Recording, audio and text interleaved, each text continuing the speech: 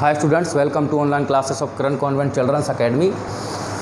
अपनी बात चल रही थी living and non living things की, जिसमें अपन बात कर रहे थे कैरेक्टरिस्टिक ऑफ लिविंग थिंग्स, यानी कि लिविंग थिंग्स में ऐसी कौन कौन सी विशेषताएं पाई जाती हैं उनके बारे में हम बात कर रहे थे, जिसमें से दो अपनी कंप्लीट हो गई थी।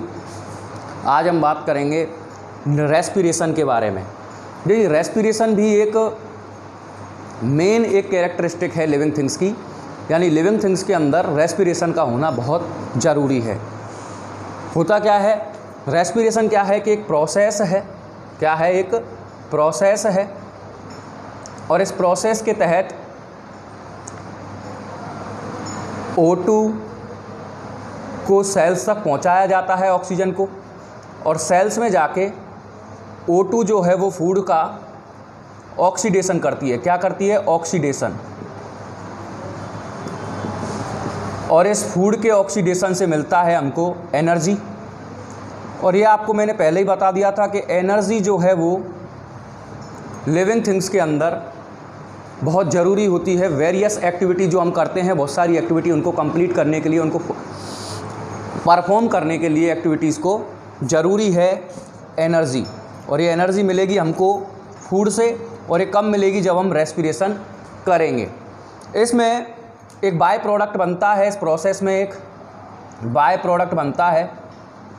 बाय प्रोडक्ट का मतलब एक एक्स्ट्रा प्रोडक्ट जिसकी हमको ज़रूरत नहीं है, वो होता है कार्बन डाइऑक्साइड। और इस कार्बन डाइऑक्साइड को बॉडी से थ्रोन आउट, यानी कि बाहर निकाला जाता है, और ये कंप्लीट जो प्रोसेस है ये रेस्पिरेशन कहलाती है। ये जो प्रोसेस है जिसमें एयर को इनहेल किया जाता है। इनहेल का मतलब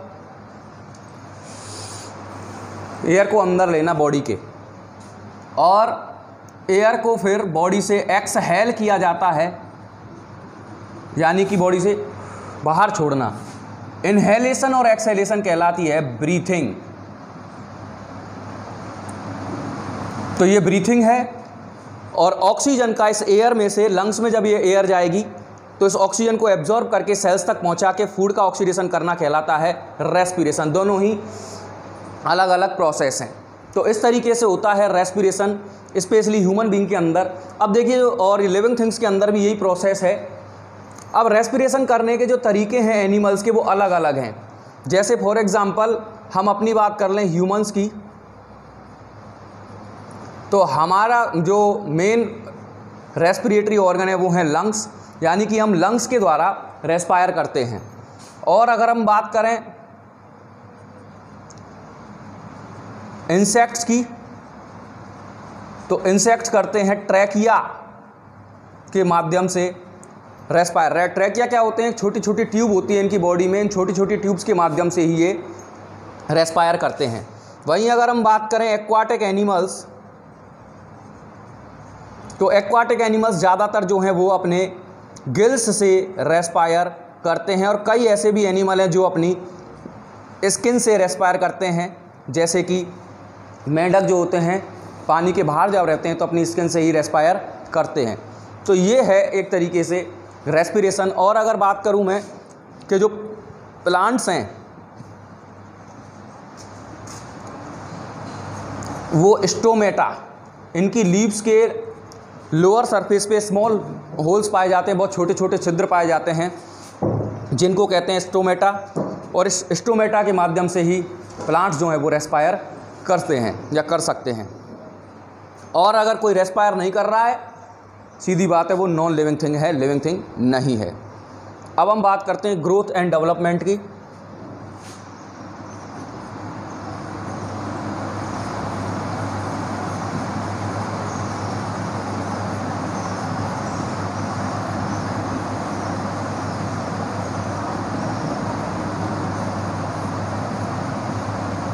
देखिए, आप सब, मैं, या फिर कोई भी लिविंग थिंग्स जो आपको दिख रहे हैं वो पहले बहुत छोटे हुआ करते थे। या फिर आप अपनी बात ले लें, आज से 5 या 6 साल पहले आप बहुत छोटे थे, और अब 5 साल बाद जब उस एज में और इस एज में 5 ईयर के गैप में अगर आप अपने आप को एक तरीके से एक कंपैरिजन करेंगे दोनों के बीच में, तो आप पाएंगे कि पहले की तुलना में आप अब आपका जो साइज़ है वो इंक्रीज़ हो गया है, शेप इंक्रीज़ हो गया है, साथ ही साथ आपका जो मेंटल इंटेलिजेंस है वो भी इंक्रीज़ हो गया है। इसी को कहते हैं ग्रोथ। ग्रोथ यानी कि जो लिविंग थिंग है, उन लिविंग थिंग की जो बॉडी है उसका साइज जो है वो इंक्रीज़ हो जाता है, यानी बढ़ जाता है। इस इंक्रीमेंट को ही कहते हैं ग्रोथ।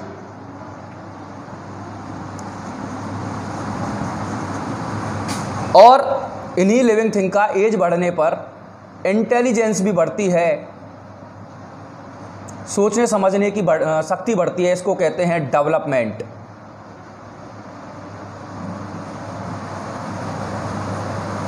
ये है ग्रोथ और डेवलपमेंट। सभी जितने भी लिविंग थिंग्स हैं वो बर्थ लेते हैं, जन्म लेते हैं। बर्थ लेने के बाद उनकी जो सेल है, इस सेल जो है वो डिवाइड होती हैं और इस सेल डिवीज़न से ही ग्रोथ होती है, इंक्रीमेंट होता है। और अगर बात करें जैसे कि फॉर एग्ज़ाम्पल पहले एक किटन होता है, किटन डेवलप होके कैट में डेवलप हो जाता है। एक पपी है, कुत्ते का बच्चा, वो ग्रो करके एडल्ट बनता है और डॉग में कन्वर्ट हो जाता है। ऐसे ही ह्यूमन है, चाइल्ड जब रहते हैं, चाइल्ड ग्रोथ करके अडल्ट में कन्वर्ट हो जाते हैं। प्लांट की अगर बात करें तो सीड है, सीड जर्मिनेट होता है और जर्मिनेट होने के बाद स्मॉल प्लांट में कन्वर्ट होता है, उसके बाद प्लांट बनता है और प्लांट के बाद एक बड़ा ट्री बन जाता है। तो ये सारे जो एग्जांपल हैं ये ग्रोथ के हैं और सभी जो लिविंग थिंग हैं वो ग्रोथ दर्शाते हैं। प्लांट की बात हो गई और सभी एनिमल की भी बात इसमें हमने कर ली है। तो इस तरीके से ये दो मैंने और आपको बताएं। एक और मैं आपको बताऊंगा मूवमेंट।